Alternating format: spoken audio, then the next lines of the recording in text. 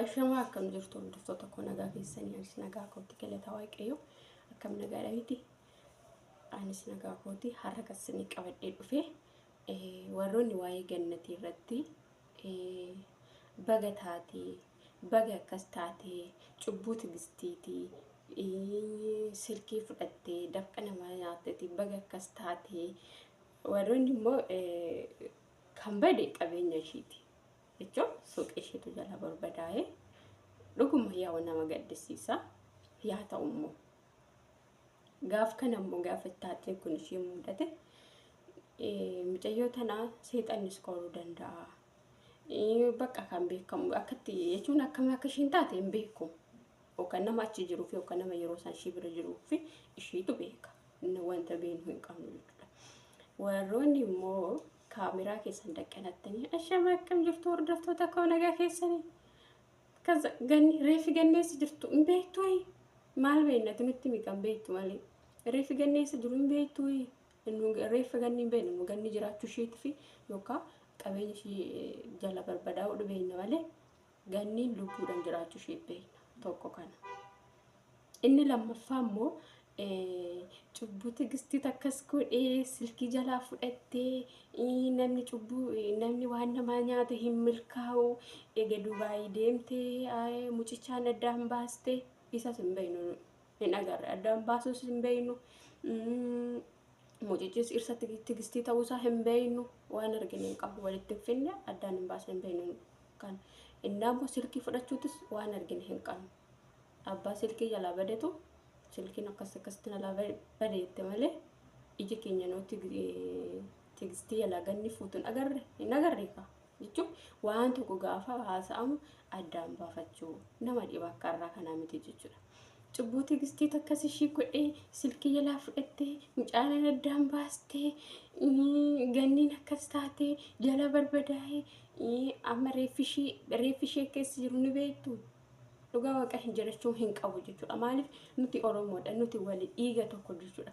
Har'a yoo nuti walii hin naane gaafa wanni tokko nu mudate wayinda immoo taatee duraa saniin nama sanii intin jechuu osoo hin qabaanne nama san wanta namni sun keessa jiru rakkina namni sun keessa jiru keessa baasuudhaaf ariifachuudha malee nama san gargaaru ayizoosifan jira lammii jechuudhaaf malee kaameraa danqanatanii ishiin akkasii subscribe irraa argattuuf maal jettee as baatee osoo haasawuu baatte natti tola. Maaliif birri sittaaf wanda immoo subscribe asirraa argatu sittaaf uumaa siif hin godhu jechuudha. Garuu namatu si caala intala tanatu si caala. Minim intalli tuni akka irraa kanatti illee hin haftu jechuudha. Dhugaa akka irraa kanatti naftu wanti kun sin deebi'aaf waaqayyoon ni deebisaaf gara qulqulluudhaan yoo jiraatte jechuudha. Gin bakka akkasitti hin haasa'ina warroon akkasitti taasifta gariin immoo jirtu dhugaa rabbii jechuudha. Bakka kan jajjabeessa amma miseejii miceessuma amma kaameraa fuulduratti danqarteet reeffi gan ashama hordoftoota koo akkam jirtu reeffi ganneessa jiru akka inni beektanii kan jettu kanitti gariin hin sobdaa kan kee haa godhu. Gariin immoo dhugaadha jedhanii ni boo'u. Maal ta'ama jechuudha? Ishiin amma akkasitti taasiftu kun nama baay'ee tasaasisaa jirta. Sababa keetiin namni kun si abaaraa jira kan kee siifaa godhu sin jechaa jira jechuudha. Namas immoo dogongorsitaa jirtu jechuudha. Miidiyaa yoo ta'e dirqama sobuun ni barbaachisa. Ani immoo ishii takka irratti gadi qabee barreesse maaliif akkas jetta nama miidiyaa yoo ta'e dirqama sobuun ni barbaachisa. In so wana banna laale na halaaluu battu haadhisu. Maaliif dirqama yoo inta subscriber argachuudhaaf jedhe nama jira du'ee jira reeffisaa akka jiran jedheen sobuun qabaaree sobuu hin qabu jechuudha. Bakka isa dhugaan dubbadha bakka. Maaliif dhugaa yoon dubbadhe namni haadafuu gaafa dhugaa dubbatti nama biratti ni jaalamta. Nama biratti jaalalanii arge. Baay'ee bakka namni gaafa dhugaatti dubbatti nama biratti hin jaalatamtu. Gin immoo nama biratti bichaaf agarsiisuudhaaf ta'uu ni barbaachisu jechuudha. Ari bakkee baay'eetti ergee dhugaa dubbachuudhaaf maatii ganni suuraa ganni jechuudha irra godhanii suuraa wayii intini tokko jechuudha. Isa irra godhaniit harka haadha ishirra jechuudha. Harka haadha ganniirra akkasitti suuraa ishirra godhaniit kazaan akka kinoo akkamii maatiin ganni hinduutu jedhanii akka gaddan kan akkas fakkeessanii ashaangulleetti irratti intini jedhanii ganniin immoo egaa Dubaay deemte alaabaa Oromoo mina kan fudhattee akkasitti intini ifa hojjetu tokko jira jechuudha. Viidiyoo ifa hojjetu isa saffaa maddiitti hojjechaa jechuudha. Ari basuma nu gaara biyaan kana koo baay'een gadde jechuudha. Haati sun abbaan obboleetti mucayyoo tana akkuma amma jechuudha. Maatiin keenya intalli keenya nagaadhaan nuuf galte jedhanii karra laalu jechuudha. Har'a mucayyoon tuni qabeenya takkas ta'e malee lubbuun ishee ni jira. Haati kun yoo argite immoo nama viidiyoo akkanatti hojjetan kana reefi gannatii eessa akka jiru amma ni beektani warri jettanii amma hojjetan kun haati kun yoo argite hammam garaan ishee rifata. Dhugaa waaqa jechuudha. Hammam jechuudha bakka hammam keessi isheetti dhaga'ama jechuudha. Hammam rifatti dhugaa rabbi dubbachuudhaaf jechuudha. Dhugaa waaqi baay'ee nama gaddisiisa. Saniin booda immoo koomantiin kennamu. Ani ko warra koomantiiti bakka abacaada beekte jechuudhaaf bakka waan mursitti dhufe hin caracariin jala teesse jechuudha. Dhugaa amma san wanta barnoota irraa fudhattu laali. Gaafa namni akkasitti waan akkasii waan sobaa waan ololaa odeessu kan irratti baay'ee dubbadhu hin geeddariin jabaadhu lubbuu jabaadha akkas dhugaa jette hin jedhiin dhugaan ilma waaqaa bichaadha jechuudha. Dhugaa dubbachuu ishee maalitti argite? Mucayyoon tun deemtee hundi ammoo reeffa gannatii hospitaala jirachuu argiteetti miti yaada fooloodhaaf itti gabbaatee wanta miidiyaarraa argattuuf jettee odeessiti malee jechuudha. Dhugaa baay'ee tokko nama gaddisiisa dhugaa rabbi ani bakka laalee bakka si dadhabamti bakka namumti kun eessuma deema jira jedhu baay'ee tokko ndatti dhagaame dhugaa dubbachuudhaaf ta'e kana. Inna gaafa waan tokko nama mudate taragaaggaame miidii bakka kaameruma deqqanattaniitu bakka haasa'umaaf hin fiigina. Dhugaa waaqi osuma fiigdanii intini sinirraa bu'a qamiseen sinirraa buuti dhugaa rabbi wani miidiyaa kanarraa jechuudha. Hundaa miti jirti tokko jira jechuudha. Bakka gaafa namni illee kan mutu aayizoo kan namaan jedhu maal kan namaan jedhu wanti kan sagalee ta'aniif baay'eetu jira. Ijoollee sagalee baay'ee kan mana madaamitti rakkatanii gazzabni isaaniif kennamuu dide gazzabaan kan nyaatamanii baay'eetu jira. Isaan saniif sagalee ta'a. Madaamiin kan mana taa'uucu baay'eetu jira. Isaan saniif sagalee ta'a.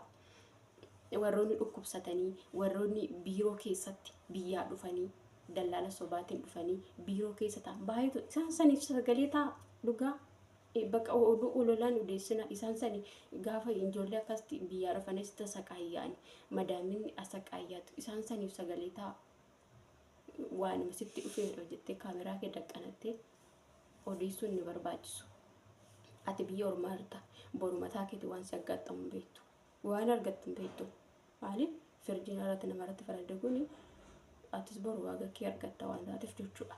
Yoo haasoftu ilaalachaa haasa'i kaameraan bakka intini maadaamiin natti toleef jetteetu bakka waan argite haasa'i qubee beekeef jetteetu hin barreessisin jette.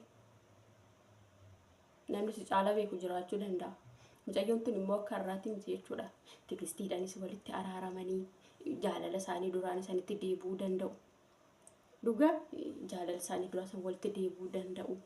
Boroo acabcaabiin harka irra akkatti rukuttee miidiyaa irratti baatee kun lafatti hafte jechuudha. Nama walitti fiduudhaaf ta'a malee nama addaan baasuudhaaf hin ta'ina. Amma tigistiin yeroo isin cubbuu tigistiitti akkas godhee silkii jala fudhattettan kana dhugaa ta'innaa jetti jechuudha. Kan wayyaanni akka hin talle yaaddu gootu jechuudha. Dhugaa. Inna laal footoo tigistiitii footoo ganniitii kan ganni wajjin hojjetu mucoo wayita akka illee jirtan isheen beeku garuu ganni ginnan beeka jechuudha. Inna kanniin godhanii maatii ganni godhaniit bakkee tokkotti. Arabis maafis quddusanoo. Ani jechuudha. Hanuu jechuudha bakka dhugaa yeroo viidiyoo ishee jalatti reefi ganni eessa jiru jettu dafeetuma yuutuubii keessa gadi tuqee seenu akka dubbisu akka ta'e nan beeka. Ganni immoo silan beekuuf taatiin kun osoo hin ta'in dura guyyaa sadiin dura viidiyoo hojjettee jirti ganni jechuudha. Viidiyoo sanuu dhaggeeffadhee anu koomantiin kennee fi narraa taa'ii bakkee nan jiru nan beektanii. Ani bakkee jirtan sin beeku jireenya mataa kiyyaan jiraachaa jira harmee kootiif haa jiraadhu jettee ganni viidiyoo wayii gaafa hojjettee jirti jechuudha. dhugaa bakka isarratti namoonni baay'een aizoosh jedhani yoo ishiin akkasitti buusu narraa taa'ee oromoo kooyi ani jireenya mataa keenya gaafsan gariin aizoosh obsi lubbuutu hin booyinii jedhan gariin yoo maal nutti boossa maaliif akkas taate maaltu mana madaamitii bayi si geesse maaltu Dubaay si geesse Dubaay deemte ijoollee lama wal jaallattu addaan baaste jedhan akkas jedhanii barreessu jechuudha dhugaa. Dhugaa baay'ee jechuun bakka baay'ee nama aarsitu rabbii dhugaa baay'ee tokko na aarsitanii jechuun bakka arata ragaggaa yeraggaa watat qebee wataa jaratti jechuudha. Nyaata ragaggaa kaameraa dhaqqattaniitu ija babaastanii jechuudha. Ari tokko tokkommaa yuutuubii kanarratti olaalu dhugaa bakki isaanii qaanaa jechuudha bakka jechuun namni koo jiraame taragaagee akkatti dubbatu. Namni gaafas waan kana dhage hirrifatamoo akkanaanu yeroo keenya kana wanti nagaan nurraa dhabame jira jechuudha. Boo'ichi baay'atee gaddi baay'atee maal baay'atee taragaggaa onni barbaachisaa dhugaa rabbii wanta barnoota wanta ijoolleen irraa fudhattu wanta namni irraa baratu dhaloonni fuulduraa dhufu bakka dhaloonni ganaa dhufu waan irraa baratu waan akkasiisan osoo hojjannee akka kootitti natti tola. Warri na dhaggeeffattan viidiyoo kana warri na dhaggeeffattan guddaa tokko galatooma isin jedha. Dhugaa dubbachuu bakka hin dubbadhu jedheen ture jechuudha. Garuu keessa koo baay'ee na nyaate jechuudha. Maaliif borusa osoo namni biraa akkas ta'e akka namatti bakka jireenya jiraachuu namaa tokko jiraachuun namaa jibbeeti akka duutetti nama yaada jechuudha. Kanaaf ani viidiyoo kana hara hojjedhee dhugaa ani akkasitti illee namatti illee dubbadhee hin beeku.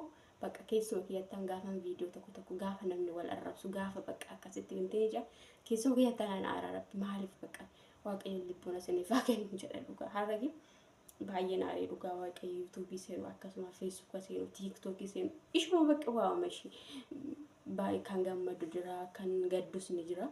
Kanaaf galatooma guddaa tokko hamma viidiyoon biraatti walitti deemti nagaadhaan naaf tura.